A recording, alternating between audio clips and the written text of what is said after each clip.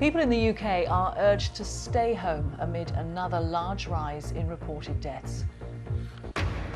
New York State records its biggest one-day jump in deaths so far. More than 3,500 people in the state have now died. President Trump orders 80 million face masks and says he doesn't want other people getting them. You could call it retaliations, because that's what it is. It's a retaliation. If people don't give us what we need for our people, we're going to be very tough, and we've been very tough. Markets reopen in parts of Italy as hopes rise that they are over the worst. There's mounting pressure on governments to maintain lockdown restrictions and social distancing measures to fight the spread of the coronavirus.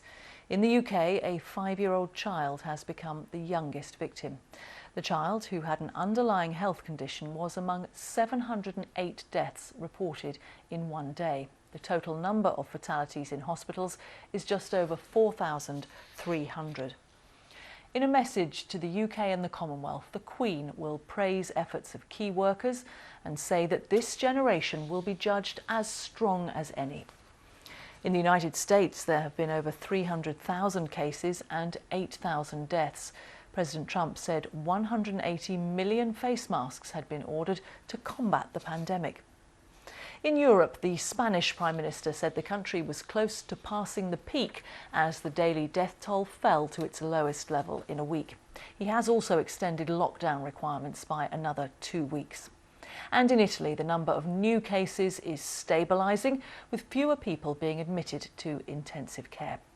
And in Scotland, 13 residents at a Glasgow care home have died in the space of a week after a suspected outbreak of the virus. The residents, all with underlying health conditions, lived at Burlington Court Care Home. 2 of its staff members are also being treated in separate hospitals after testing positive. The international police agency Interpol has warned that cybercriminals are targeting hospitals at the forefront of the coronavirus response. It said criminals were using emails containing an infected link to plant malicious software that blocked computers unless a ransom was paid. Congress in Peru has approved a bill that allows workers to withdraw up to 25% of their pension funds to mitigate the economic impact of the virus crisis. The measure still needs to be signed into law by the president, who has expressed concern. The fiancée of British Prime Minister Boris Johnson, Carrie Symonds, has said she's on the mend, having spent a week in bed resting after showing symptoms of the virus. Ms Symonds, who is pregnant, says she wasn't tested, but after 7 days of rest, she's feeling stronger. And the union representing footballers in England has rejected a request for its members to take a 30% pay cut to protect other jobs at Premier League clubs. The Professional Footballers Association said a pay cut would impact tax revenue and therefore the money available for the British Health Service. Now, countries across the world increasingly scramble to get their hands on orders for personal protective gear, among them N95 respirator masks. Earlier, President Trump announced that the US is ordering the production of 180 million masks amid a row with Germany over the supply of the vital protective equipment. The battle is just one element of a growing controversy with the US manufacturer 3M at the centre. Rejid Ahmed reports. These are some of the protective masks desperately sought after by governments and health systems around the world, and orders are only increasing.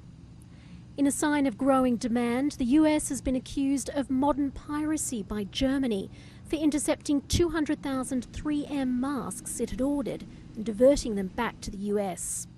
Both 3M and the White House deny the claims, with 3M saying it doesn't even have a record of the order.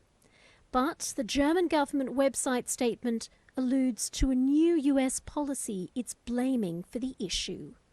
That's because of a move by the US President Donald Trump to invoke new Korean War-era laws to demand US firms provide the country with more medical supplies.